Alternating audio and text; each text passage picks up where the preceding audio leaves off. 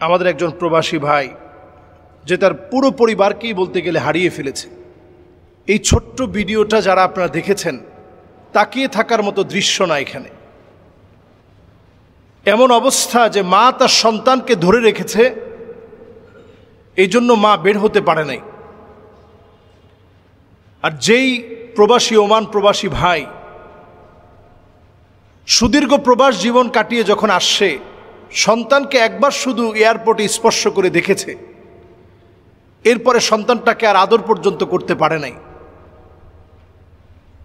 একবারের শুধু এই স্পর্শ, এতটুকুনের মধ্য দিয়ে তার এই সুন্দর সময়টা শেষ হয়ে গেছে।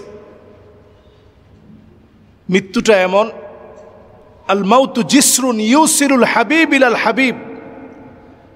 মৃত্যু হচ্ছে একটা পাত্রের নাম, যে পাত্র থেকে সবাইকে পান করতে হয়। মৃত্যু নামক পাত্র থেকে সবাইকে পান করা লাগে। আমরা এই ধ্রুব সত্যকে সামনে রেখে এই পরিবারের মর্মাহত পরিবার, আমরা তাদের জন্য সবরে জামিলের দোয়া করছি আল্লাহর কাছে। পাশাপাশি এখান থেকে অনেকগুলো মেসেজ আছে। এখান থেকে গুরুত্বপূর্ণ একটি বিষয় হচ্ছে, প্রবাসীদেরকে আমরা অনেক সময় কষ্ট দেই, খাটো করি।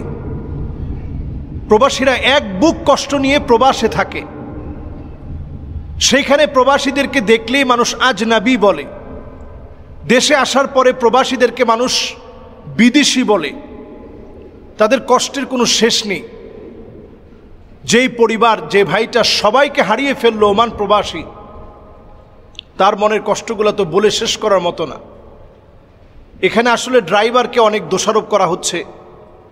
ড্রাইভার যতটা না দোষী, অনেক সময় আমরা এই বিষয়গুলো দেখলে দেখব আমাদের দেশের খুব বেশি দ্রুত স্পিডে গন্তব্যে পৌঁছার যে খারাপ প্রতিযোগিতা, এই প্রতিযোগিতার কারণে আমাদের দেশে অ্যাক্সিডেন্ট এত বেশি হচ্ছে।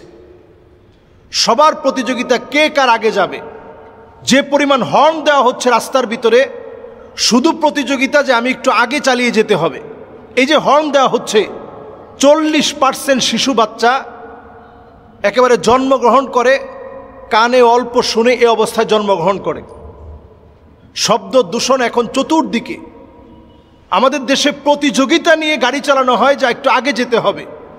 এজন্যই অনেক সময় এই ধরনের বিপদ আপদগুলো ঘটে থাকে। ড্রাইভারদের তেমন কোনো শাস্তি হয় না। আসলে অনেক সময় ড্রাইভাররা চায় না যে অ্যাক্সিডেন্ট হোক, কিন্তু তার অসতর্কতার কারণে এই ধরনের মুসিবত আসে। এই ধরনের মুসিবত থেকে বাঁচার জন্য নবীজি সাল্লাল্লাহু আলাইহি সাল্লামের শিখানো ছোট্ট কয়েকটি আমল বলতে চাই। এক নাম্বার হচ্ছে, গাড়িতে উঠে আপনি পড়েন আল্লাহু আকবার, আল্লাহু আকবার, আল্লাহু আকবার। সুবহানাল্লাযী সাখখারা লানা হাযা ওয়া মা কুন্না লাহু মুকরিনিন ওয়া ইন্না ইলা রাব্বিনা লামুনকালিবুন। এই দোয়াটা পড়েন। বিমানে আপনি এই দোয়াটা পড়েন। বিমান দুর্ঘটনা এখন বেড়ে গিয়েছে, আপনি দুর্ঘটনা থেকে বাঁচার জন্য দোয়াটা পড়েন। এ জাতীয় দুর্ঘটনা দেখা মাত্র আপনি দোয়া পড়েন। কি দোয়া পড়বেন? আলহামদুলিল্লাহিল্লাযী আফানি মিম্মা ইবতালাকা বিহি ওয়া ফাদ্দালানি আলা কাসীরিম মিম্মান খালাকা তাফদীলা। আয় আল্লাহ, এই বিপদ থেকে আল্লাহ আপনি আমাকে হেফাজত করেন। আমার ভাইটা কত বড় বিপদে পড়েছে, আল্লাহ আপনি তো আমাকে ভালো রেখেছেন। আল্লাহ আপনি আমাকে আরও নিয়ামতের মধ্যে রাখেন। এইভাবে করে আল্লাহ রাব্বুল আলামিনের কাছে আমরা নিজেদেরকে সঁপে দিই, নিজেদেরকে আত্মসমর্পণ করি, সারেন্ডার করার চেষ্টা করি। এরপর বড় একটা দোয়া আছে। বড় দোয়াটা হচ্ছে আল্লাহু আকবার, আল্লাহু আকবার, আল্লাহু আকবার। সুবহানাল্লাযী সাখখারা লানা হাযা ওয়া মা কুন্না লাহু মুকরিনিন ওয়া ইন্না ইলা রাব্বিনা লামুনকালিবুন। আল্লাহুম্মা ইন্না নাসআলুকা সাফারানা হাযাল বিররা ওয়াত তাকওয়া ওয়া মিনাল আমালি মা তারদা। আল্লাহুম্মা হাওবিন আলাইনা সাফারানা হাযা ওয়াদবি আন্না বু'দাহ। আল্লাহুম্মা আনতাস সাহিবু ফিস সাফার ওয়াল খলিফাতু ফিল আহল। আল্লাহুম্মা ইন্নী আউযু বিকা মিন ওয়াসাইস সাফার ওয়া কাআবাতিল মানজার ওয়া সুইল মুনকালাবি ফিল মালি ওয়াল আহল। পুরো এই দোয়াটা পড়া। এরপর গাড়ির মধ্যে আপনি বসে আছেন, আপনি ইয়া নাফিউ, ইয়া নাফিউ, ইয়া নাফিউ, আল্লাহর এই নামটা আপনি 21 বার পড়বেন। এরপর আপনি বিসমিল্লাহ, বিসমিল্লাহ, বিসমিল্লাহ 21 বার পড়েন। ইনশাআল্লাহ সকল রকমের অ্যাক্সিডেন্ট থেকে আল্লাহ তাআলা হেফাজত করবে। ইনশাআল্লাহ আল্লাহ তাআলা হেফাজত করবে। ইনশাআল্লাহ আল্লাহ তাআলা হেফাজত করবে। অ্যাক্সিডেন্ট থেকে আল্লাহ তাআলা বাঁচিয়ে দিবে। আমাদের এই ধরনের দুর্ঘটনার সময়ে পারিবারিকভাবে ভেঙে পড়াটা খুব স্বাভাবিক।